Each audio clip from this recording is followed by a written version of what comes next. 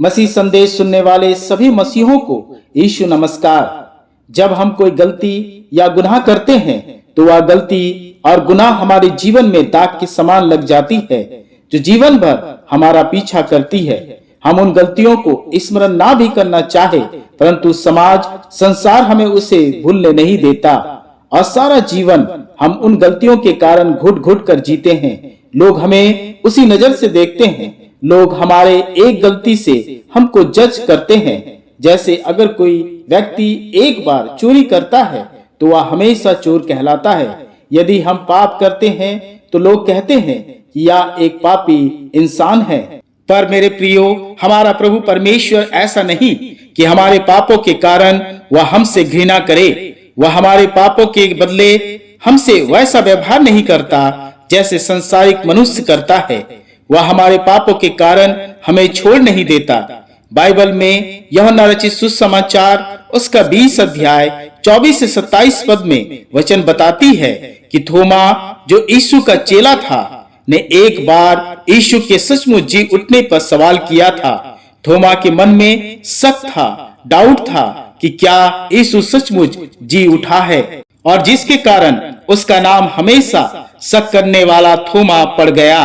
पर क्या उसने पूरी लाइफ प्रभु यीशु मसीह पर डाउट किया? नहीं, सिर्फ 8 दिन। परंतु फिर भी आज तक थोमा को हम शक करने वाला विश्वासी कहते हैं।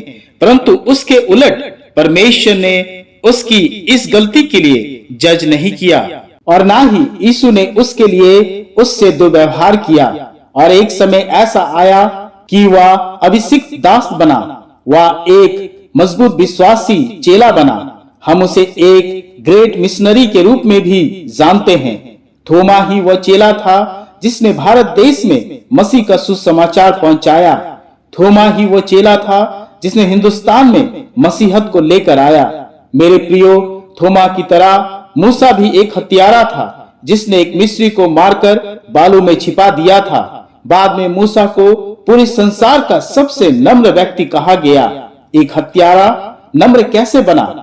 क्योंकि परमेश्वर ने उसका जीवन बदल दिया।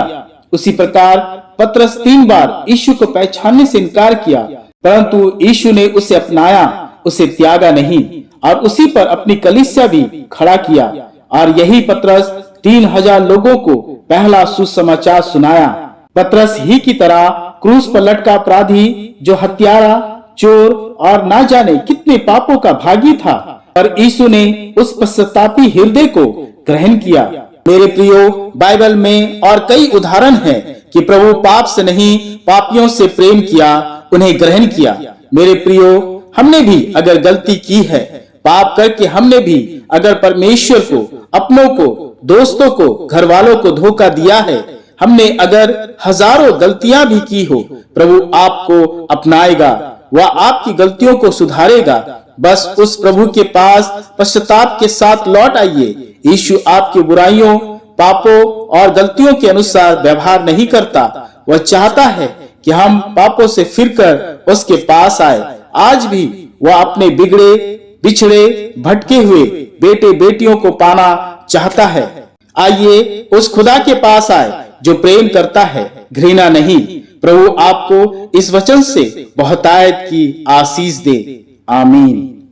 आइए हम अपनी आंखों को बंद करें और प्रभु परमेश्वर से प्रार्थना करें। प्रभु परमेश्वर, हम तेरे नाम की महिमा करते हैं, तेरी प्रशंसा करते हैं, क्योंकि तू ही इसके योग्य है। तेरी करुणा सदा की है। धन्यवाद देते हैं आज की इस संध्या के लिए जो तूने हमारे झोलियों में डाली है, परिवार की सुरक्षा के लिए जो तेरे कारण हम सुरक्षित हैं। प्रभु, आज के वचन के लिए हम धन्यवाद देते हैं कि तूने हमसे बहुतायत से प्रेम किया है और बहुतायत से प्रेम करता है। तो हम जैसे पापियों की सुधि रखता है। पिता, हम धन्यवाद देते हैं कि तू हमारे पापों के कारण हमसे घृणा नहीं करता है और हमारे पापों के बदले हमसे वैसा व्यवहार नहीं करता है, क्योंकि तू महान है और तू हमारा प्रभु परमेश्वर है।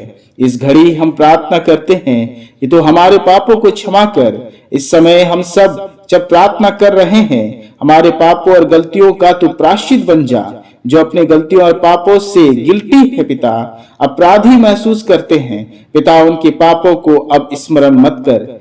उनका सहारा बन कि वे अकेला ना हो। हमारे पापों और गलतियों को तू अपने लहू से मिटा डाल, क्योंकि तू पापियों का प्रभु है।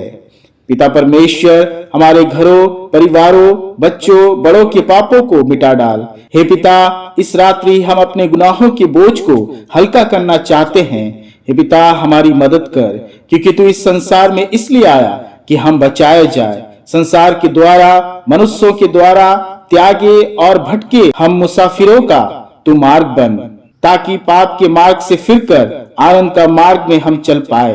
पिता परमेश्वर, इस रात्रि हमें एक नया जीवन, एक नया अध्याय प्रदान कर, कि कल का भोर हमारे जीवन के लिए नई उमंग प्रकाश को लेकर आए। इस घड़ी मैं प्रार्थना करता हूँ, वे जो पाप के कारण, अपनी गलतियों के कारण बोझ में हैं, बीमार में हैं, कर्ज में हैं, आलोचना में हैं, जीवन के खतरे में हैं, भयभीत हैं, पिता उनसे बोल और बातचीत कर कि तेरा प्रेम उनके पापों को ढांप ले। पिता, धन्यवाद देते हैं, तूने हमें ग्रहण किया है। इस घड़ी, इस रात्रि हमें सभी कामों से विश्राम प्रदान कर, हमारे परिवारों के प्रत्येक जीवन पर तेरी महिमा का आशीर्वाद ठहरने पाए। सभी स्वस्थ और सबल रहे। मीठी और तेरे दर्शन की नींद हमें प्रदान कर, और कल सुबह की नई रोशनी देखने पाए। प्रभु परमेश्वर, तेरे पवित्र और मीठे नाम को हम धन्य कहते हैं, और इस प्रार्थना को अपने उद्धारकर्ता प्रभु यीशु मसीह के नाम से मांगते हैं। आमीन, आमीन।